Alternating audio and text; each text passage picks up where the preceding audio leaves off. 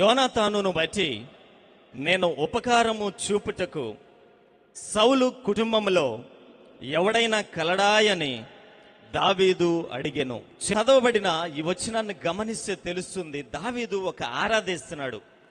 యోనాతానును బట్టి నేను ఉపకారము చూపుటకు సౌలు కుటుంబంలో ఎవడైనా కలడాయని దావీదు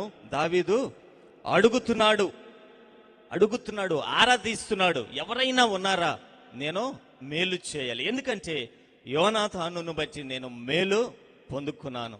యోనాతాను నాకు మేలు చేశాడు, నేను తిరిగి మేలు చేయాలని ఆశిస్తూ ఉన్నాను. చాలా మంది వచ్చి సాక్ష్యాలు చెప్పారు కదా, దేవుడు మా జీవితంలో ఈ కార్యం చేశాడు, దేవుడు ఈ విధంగా కృప చూపించాడు, మమ్మను కనికరించాడని చెప్పాడు. దేవుడు మేలు చేశాడు. ప్రతిగా మనం కలిగి ఉండవలసిన విషయాన్ని ఇప్పుడు మనం ధ్యానించబోతున్నాం. ఇక్కడ దావీదు ఆరాధిస్తున్నాడు, యోనాతాను నాకు మేలు చేశాడు, నేను తిరిగి మేలు చేయాలి. ఎవరికి? ఎందుకని? యోనాతాను అప్పటికి బ్రతికి లేడండి, యోనాతాను చనిపోయాడు. ఇప్పుడు దావీదు ఆరాధిస్తున్నాడు, యోనాతాను చనిపోయి ఉండొచ్చు, తన కుటుంబంలో ఎవరికైనా నేను మేలు చేయాలి, నేను మేలు తిరిగి చేయాలి.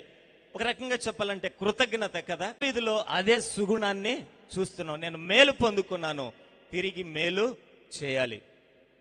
నేను మేలు పొందుకున్నాను, మౌనంగా ఉండడానికి వీల్లేదు.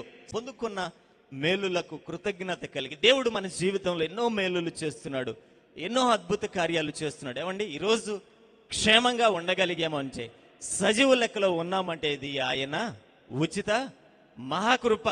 దేవుడు ఎన్నో మేలులు మన జీవితంలో చేస్తున్నాడు. అనునిత్యం ఆయన కాపుదలిచ్చి సంరక్షిస్తున్నాడు. ఎంతగా కృప చూపిన ఆ దేవునికి లోబడి ఆయన చిత్తానుసారంగా ఆయనకు ఇష్టలుగా జీవించగలుగుతున్నామా? దావీదు